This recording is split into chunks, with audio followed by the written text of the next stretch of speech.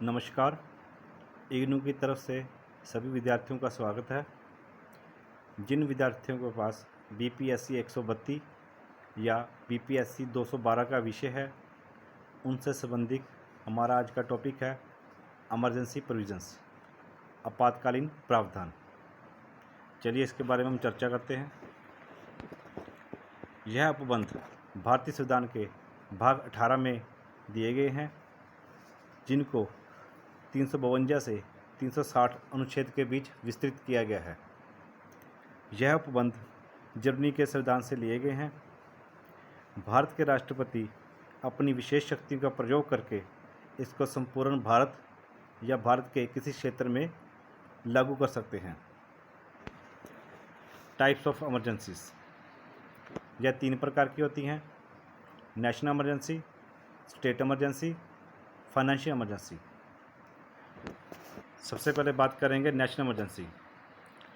इसका वर्णन आर्टिकल 352 में दिया गया है। यह 3 भागों में होती है: युद्ध, भारी आक्रमण, सशस्त्र विद्रोह। सबसे पहले है युद्ध।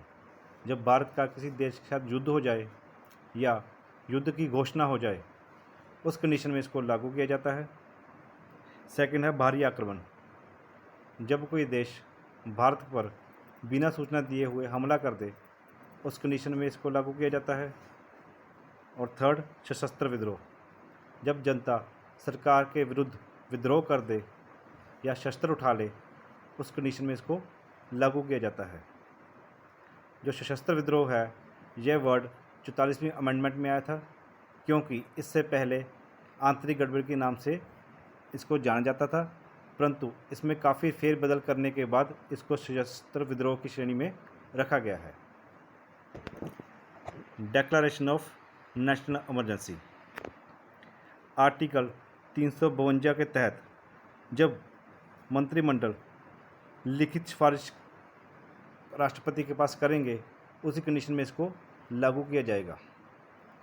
क्योंकि सन 1975 में मंत्रिमंडल की लिखित सिफारिश के बिना इसको लागू किया गया था, जिसके बाद जो 44वां संशोधन हुआ था, उसमें यह बात स्पष्ट की गई कि जब मंत्रिमंडल लिखित सिफारिश करेगा, उसके बाद ही इसको लागू किया जाएगा।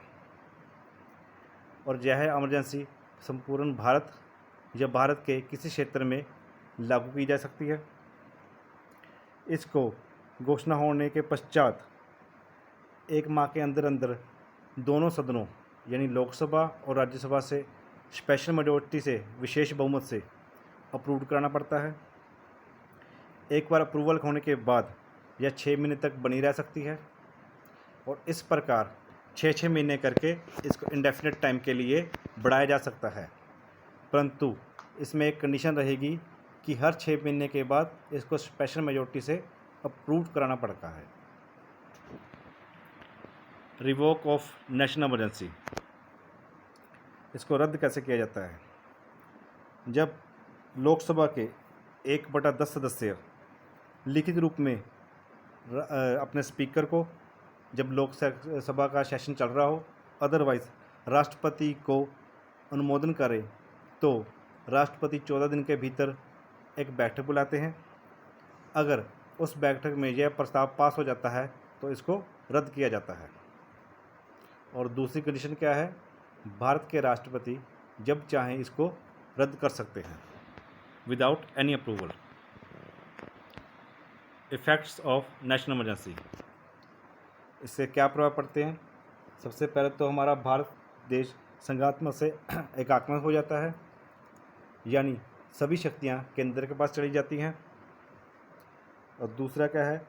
संसद राज्य सूची के विषयों पर कानून बना सकती है।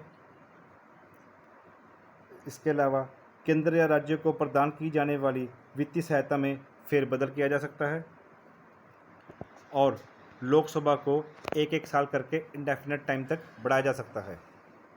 फॉर एग्ज़ाम्पल 1975 में 1-1 साल करके 2 बार 2 साल तक लोकसभा को बढ़ाया गया था, क्योंकि जो सरकार 1971 में बनी थी और 1975 में ख़त्म होनी थी, वो 1977 में भंग हुई थी, यानी उसको 2 साल की एक्सटेंशन मिली थी। इसके अतिरिक्त फंडामेंटल राइट्स ऑटोमेटिकली सस्पेंड हो जाते हैं। एक्सेप्ट आर्टिकल 20 और 21, जिसमें दोष सिद्धि का अधिकार और जीवन का अधिकार शामिल है, उसको छोड़कर बाकी सभी फंडामेंटल राइट्स सस्पेंड हो जाते हैं। नेक्स्ट हम देखेंगे ये कितनी बार लगी है। ये अब तक 3 बार लगी है।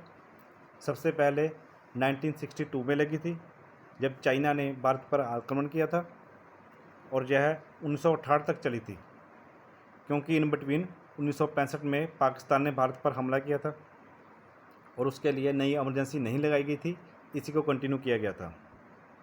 और दूसरी बार यह 1971 में लगी थी, जब पाकिस्तान ने भारत पर दोबारा हमला किया था। और तीसरी बार यह आंतरिक गड़बड़ी के आधार पर लगाई गई थी, और 1977 में आंतरिक गड़बड़ी वाली और 1971 वाली इमरजेंसी को इकट्ठे समाप्त किया गया था। यानी इस प्रकार यह इमरजेंसी अभी तक 3 बार लागू हो चुकी है। नेक्स्ट है हमारा स्टेट इमरजेंसी। इसको आर्टिकल 356 में वर्णित किया गया है। इसे हम राज्य आपातकाल, संवैधानिक आपातकाल और राष्ट्रपति शासन के नाम से जानते हैं। तो यह किस कंडीशन में लगाई जा सकती है वो हम आज डिटेल में बताएंगे आपको। सबसे पहले तो जब किसी राज्य की कॉन्स्टिट्यूशनल मशीनरी फेल हो जाए, उस कंडीशन में इसको लगाया जाता है। या जब किसी राज्य के गवर्नर संविधान का पालन ना करे, उस कंडीशन में लगाया जाता है। उसके बाद जब राज्य सरकार केंद्र के निर्देशों का पालन ना करे, उस कंडीशन में लागू किया जाता है।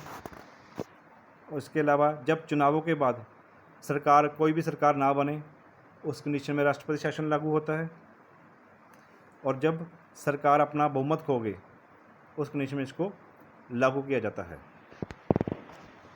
डिक्लेरेशन ऑफ स्टेट इमरजेंसी, यह घोषणा से 2 माह तक रहती है। तो विद इन 2 मंथ्स इसे पार्लियामेंट में साधारण बहुमत से अप्रूव करना पड़ता है। अगर यह पार्लियामेंट में अप्रूव हो जाती है तो यह 6 महीने तक बनी रहती है। इस प्रकार यह इमरजेंसी 6 महीने करके 3 साल तक बढ़ाई जा सकती है। परंतु अगर इसको 1 साल से ज़्यादा बार बढ़ाना है तो उसमें 2 कंडीशन फुलफ़िल करनी पड़ेंगी। सबसे पहले राष्ट्रीय आपातकाल लगा होना चाहिए, या तो पूर्ण भारत में या फिर कंसर्न स्टेट में जिसमें राष्ट्रपति शासन लागू हुआ हो। और दूसरी कंडीशन क्या है, जब इलेक्शन कमीशन यह सर्टिफाइड करे कि राज्य में संविधान होने की संभावना नहीं है। इसी दोनों कंडीशन के आधार पर इसको 1 साल से अधिक समय तक बढ़ाया जा सकता है। और इसको रद्द कैसे किया जाता है, भारत के राष्ट्रपति जब चाहें इसको रद्द कर सकते हैं, यानी इसकी समाप्ति की घोषणा कर सकते हैं। नेक्स्ट है इफेक्ट्स ऑफ स्टेट इमरजेंसी। तो इसके क्या क्या प्रभाव पड़ते हैं। सबसे पहला प्रभाव तो राज्य सरकार भंग हो जाती है। राज्य सरकार की सारी शक्तियां केंद्र के पास चली जाती हैं। हालांकि हाई कोर्ट यानी कि उच्च न्यायालय की शक्तियों पर कोई प्रभाव नहीं पड़ता, वो यथावत बनी रहती हैं।